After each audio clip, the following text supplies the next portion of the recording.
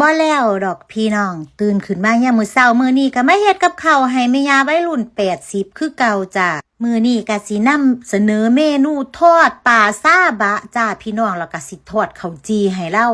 พี่น้องเขาจะบอกว่าข้อยเฮ็ดกับข้าวให้แม่ย่าวัยรุ่นกินซุมื้อนี้จนข้อยบ่รู้ว่าจะเฮ็ดอีหยังให้เรากินแล้วจ้าพี่น้องมีพี่น้อง FC หลายๆคน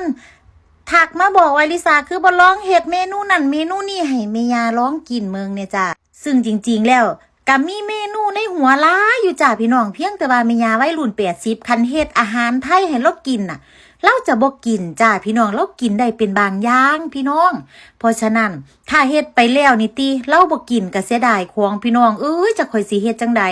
จริงๆอยากจะนำเมนูอันอาหารไทยหลายๆอย่างให้เรากินแต่ว่าย่านเราบ่กินเสียดายของพี่น้องก็บ่มีผู้ใดกินคือเก่านอกจากข่อยก็เลยบ่เฮ็ดบ่หยังจ้าเน้นอาหารบ้านเราผสมกับอาหารไทยแบบเป็นบางอย่างให้เรากินเนาะจ้าพี่น้อง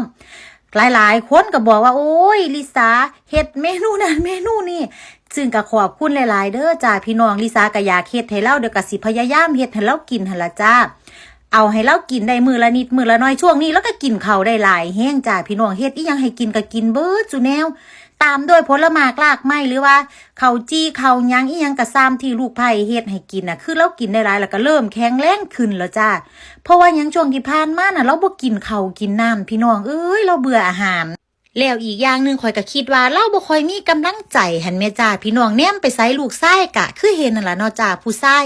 แล้วก็ได้คุยกับคนที่มาดูแลแค่นั้นนะบ่ค่อยมีกำลังใจบ่ค่อยมีอีหยังพ่อข่อยกลับมาข่อยก็บ่รู้ว่ามีส่วนบ่ส่วนเรากินส่วนเราคุยส่วนเราเฮ็ดนั่นเฮ็ดนี่แล้วก็เริ่มแข็งแรงขึ้นบ่คักเลยจ้าพี่น้อง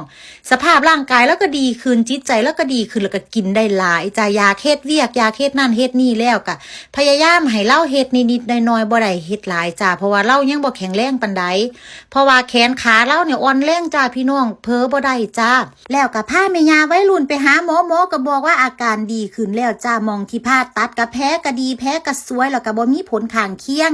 สามารถใช้ชีวิตได้ปกติแล้วจ้าเพียงแต่ว่าค่อยเฮ็ดกายภาพค่อยออกกำลังกายยืดแขนยืดขาดูๆเดี๋ยวก็กลับมาแข็งแรงนะจ้าพี่น้องอาการโดยรวมก็บ่มีหยังน่าเป็นห่วงจ้ามีหลายๆคนหรือบางคอมเมนต์จ้าพี่น้องมาบอกว่าลิซ่าเนี่ยมาดูแลคนที่บ่ให้กำเนิดบ่ได้ดูแลบ่ได้เลี้ยงพ่อเลี้ยงแม่อีหยังประมาณนี้เนาะจ้าพี่น้องเป็นหยังจังมาเมืองคนที่บ่ได้เบ่งเจ้าของเป็นหยังจังมาเมืองคนที่บ่ได้เลี้ยงเจ้าของให้เติบได้ใหญ่มาพี่น้องข่อยก็งึดอยู่เด้คนประเภทนี้มันคือนั้นตายแท้ละฮือพี่น้องความคิดอีหยังคือเป็นจังซี่หมู่เจ้าบ่มื่นหูมื่นตาเมืองบ่ไปอยู่ไสก็สิบ่ให้เมืองบ่ให้แง่งบ่ข่อยจะบอกว่าการที่ข่อยมาอยู่น้ำแม่ย่านี่เว้าไปแทบทุกคลิปเลยจ้าพี่น้องข่อยก็มาอยู่น้ำผัวนะจ้าข่อยแต่งงานมาข่อยมีผัวอยู่นี่ข่อยมาอยู่น้ำผัวข่อยก็ต้องดูแลแม่ผัวน้ำจ้าพี่น้องเฮามีครอบครัวอยู่นี่เฮาก็ดูแลเมืองไปเนาะจ้าพี่น้องพ่อแม่ผัวก็ซ้ำพ่อแม่เจ้าของบ่ได้แยกแยะเลยจ้าพี่น้องมาอยู่น้ำเขาสิสั่งพ่อสั่งแม่เขาสิบ่หลับตาสั่งค่อยแท้จะกัดกันยุ้มหัวกันอยู่นั่นมันสิอยู่น้ำกันได้ติพี่น้องฮักผัวก็ต้องฮักพ่อฮักแม่ผัวนำบ่แม่นว่าเอาแต่ลูกชายเขาเจ้าแล้วก็สิบ่เมืองพ่อเบิ่งแม่เขาเจ้าเนาะแล้วอีกอย่างถ้าผู้ใดได้ติดตามลิซ่าตั้งแต่แรกสิรู้ว่าลิซ่ากับแม่ย่านี่สนิทกันแฮงฮักกันแฮงจะอยู่น้ำกันตลอดเวลาแล้วแม่ย่ากับพ่อปู่เพิ่นก็ดีกับลิซ่ามาตลอดเลยจ้าพี่น้องเพียงแต่เพิ่นบ่มีเงินทองมรดกที่จะแบ่งปันให้ลูกไผ่แค่นั้นล่ะจ้าซึ่งบ่ได้ติดใจอีหยังเลยพี่น้องเพิ่นก็บ่ได้ห่างมีเพิ่นก็บ่ได้เป็นคนรวยเนาะบ่ได้คิดอีหยังหลายแล้วบางคนก็บอกดูแลพ่อแม่จังซี่อยู่บ่มาสิเว้าให้ฟังครั้งสุดท้ายแล้วจ้าพ่อแม่อยู่ทางไทยของลิซ่านี่ติอยู่ดีสบายจ้าพี่น้องขาบ่ได้ลำบากแต่อย่างใดเลยพ่อแม่อยู่ทางไทยลิซ่าก็ส่งเงินให้กินให้ใช้แล้วก็ลิซ่าน่ะรับผิดชอบทุกอย่างอยู่ทางบ้านเลยบ่ว่าสิเป็นค่าน้ำค่าไฟค่าเน็ตค่างวดรถค่าแก๊สค่าอยู่ค่ากินจิปาถะสากกระเบือยันเรือรบลิซ่าเป็นคนดูแลเบิดจ้าพี่น้องขา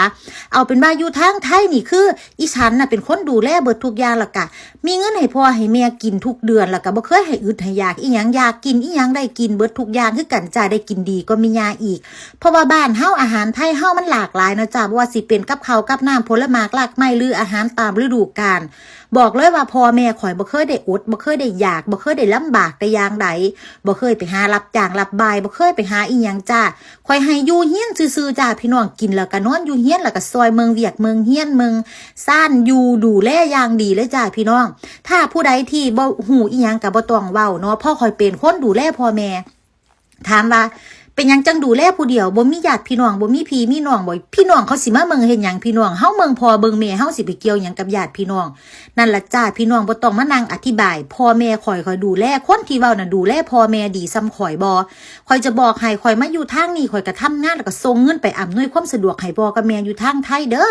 บ่ได้ว่ามานั่งมาอยู่มากินแล้วก็ทิ้งครอบครัวมาข่อยมีลูกเต้าอยู่พุ่นน่ะ2คนข่อยก็ต้องดูแลลูกเต้าข่อยค่าใช้จ่ายทุกบ้านทุกอย่างอยู่ในบ้านแม้แต่บาทเดียวสลึงเดียวข่อยก็เป็นคนหามาจ่ายให้พ่อให้แม่ข่อยอยู่ดีสบายจ้าเพราะฉะนั้นบ่ต้องเว้าอีหยังจ้าเห็นมาอยู่นำแม่ย่าแบบนี้ผู้เจ้าสิให้ข่อยมานั่งเมืองซื่อๆเพิ่นป่วยสิตายก็บ่ให้เมืองเพิ่นบ่ให้เฮ็ดกับข้าวกับน้ำให้เพิ่นลูกมาเฮ็ดกินบ่ได้เฮาก็ต้องเฮ็ดให้เพิ่นเนาะจ้าพี่น้องเพราะฉะนั้นบ่ต้องมาวิพากษ์วิจารณ์แต่อย่างใดบางคนถามว่าเอ้ามาเมืองพ่อแม่อยู่ทางพี่พ่อแม่อยู่ไทยไผสิดูแลบ่ต้องมีคนดูแลดอกจ้าพี่น้องเพราะว่าพ่อกับแม่ข่อยบ่ได้ล้มหมอนนอนเสือบ่ได้ป่วยจ้าพี่น้องเพิ่นก็ยังแข็งแรงดีดูแลเจ้าของได้เฮ็ดกับข้าวกินเองอีหยังกินเองได้เนาะจ้าพี่น้อง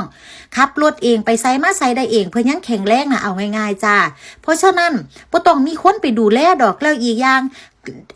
ลิซ่าก็เฮ็ดงานอยู่ไทยมีบริษัทมีอีหยังอยู่ไทยเนาะจ้าลิซ่ามี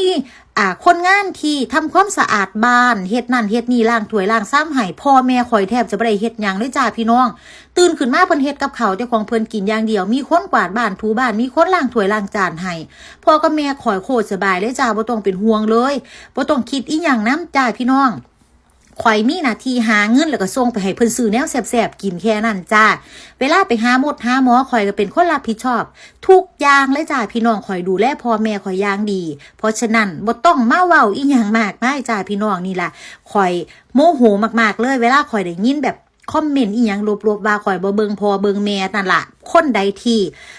ฟังคลิปจบกาสิเข้าใจเนาะจ้าบ่ต้องมาถามซอกซ้อนบ่ต้องมาซอกแซกเรื่องครอบครัวของคนอื่นเพราะข่อยถือว่ามันเป็นมารยาทเนาะจ้าพี่น้อง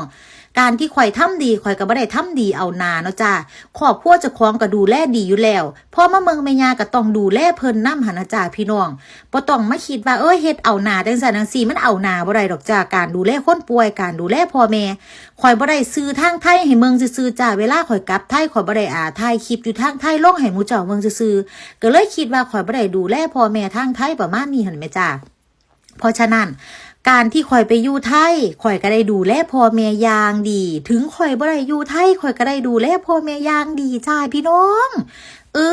อย่าสิเว้าหลายข่อยน่ะดูแลแม่พ่อข่อยเท่าที่ข่อยจะเฮ็ดได้อยู่แล้วจ้าพี่น้องต่อให้ขออีหยังทุกอย่างข่อยได้เบิดแม่แต่ชีวิตของข่อยนี่ล่ะข่อยให้พ่อกับแม่ข่อยได้เบิดเลยเพราะฉะนั้นนี่ล่ะจ้าพี่น้องเหตุผลเฮามาอยู่นี่เฮามาหาเงินหาทองเฮามาอยู่กับผัวเฮามาอยู่กับครอบครัวทางนี้เจ้ากับเมืองที่ล่ะคนอื่นเขาเจ้าไปเมืองนอกเมืองหน้าเขาเจ้าไปเฮ็ดงานกับเพื่อพ่อเพื่อแม่ทั้งนั้นบ่มีผู้ใดไปหากินแต่เจ้าของดอกจ้า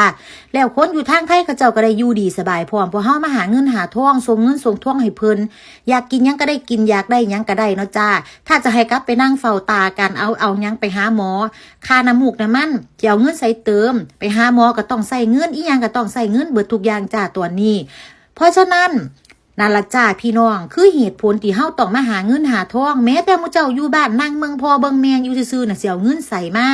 เดี๋ยวก็ต้องลำบากอีกไปหาหมอซุมื้อนี้น่ะถ้ามีเงินก็ได้รักษาไว้ถ้าบ่มีเงินก็ได้ไปต่อคิวโดนจ้าพี่น้องข่อยบอกเลยผู้ใดมีเงินผู้นั้นก็เลิศจ้าเพราะฉะนั้นเงินสำคัญ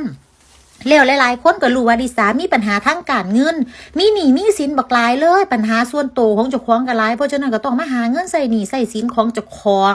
หาเงินเคลียร์หนี้เคลียร์สินของเจ้าของจ้ามันบ่มีผู้ใดอยากจากบ้านจากเมืองมาอยู่ไกลดอกจ้าแต่เหตุผลที่มาเฮาก็อยากมาอยู่กับผัวเฮามีรายได้มีหยังเข้ามาปนเปื้อกันไปได้หาเงินใส่หนี้ใส่สินของเฮาได้มีเงินเก็บเงินกำแน่จักหน่อยก็ยังดีบั้นปลายชีวิตเฮาบ่รู้ดอกจ้าพี่น้องว่าสิอยู่จังไดกินจังไดผู้ใดสิมาดูแลเฮาเอาเป็นว่าถ้าเฮามีเงินก็คือทุกอย่างคือดีที่สุดนั่นล่ะจ้าบ่ต้องมานั่งวิพากษ์วิจารณ์เพราะว่าทุกอย่างที่ลิซ่าเฮ็ดก็คือเฮ็ดดีที่สุดจ้าพี่น้องค่ะคลิปนี้ก็สิ ไว้แน่จักหน่อยเด้อจ้าพี่น้องเพราะว่าลิสาเว้าไว้เพราะไม่หยังได้คลิปมันพาไว้จ้าพี่น้องสภาพไม่ยากค่ะคือแบบนี้ล่ะจ้ายิ้มหัวเราะได้อ้อนลูกไผ่จ้าพี่น้องอยากนอนกอดลูกไผ่อยากมาอยู่ใกล้ลูกไผ่แบบนี้จ้าคอยต้องกล่อมนอนเลยพี่น้องเล่ากะมีความสุขดีจ้าสภาพจิตใจแล้วดีขึ้นเพราะว่าลูกไผ่นี่ก็ซ้ำมาแจ้แท้ค่ะพี่น้องค่ะ